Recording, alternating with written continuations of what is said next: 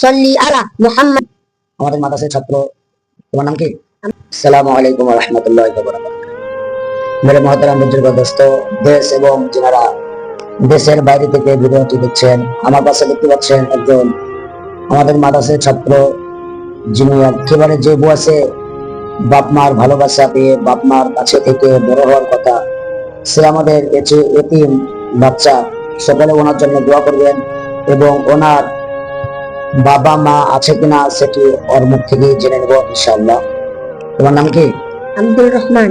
আব্দুর রহমান। বাড়ি কোথায়? শঙ্করপুর। শঙ্করপুর। জেলা? মুর্শিদাবাদ। মুর্শিদাবাদ। তোমার মা কি করে? তোমার মা আছে? তোমার বাবা? বাবা আছে। তো মেরে মহতারাম বুজুর্গ দোস্ত, আপনারা নিজে মুখে শুনলেন বাচ্চাটার মানে।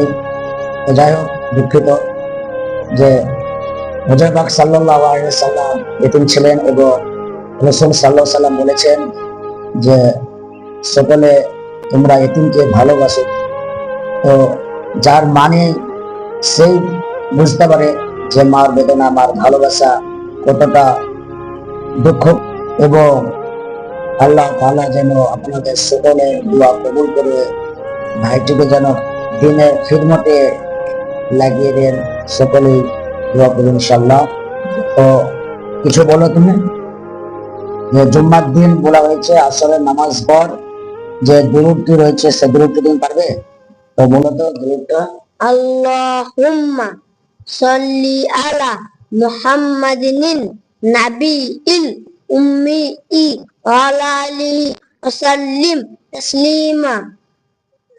মাশাআল্লাহ, আলহামদুলিল্লাহ। আপনারা নিজেই দেখতে পেলেন আমাদের ছোট্ট ভাইটি কত সুন্দর দোয়া বললো। তো সকলেই ভিডিওটি একটি শেয়ার করে দিবেন। আল্লাহ তাআলা যেন আমাদের ছোট্ট ভাইকে এবং সকলকে জুম্মার দিন বেশি বেশি পড়ার তৌফিক দান করেন। আমিন।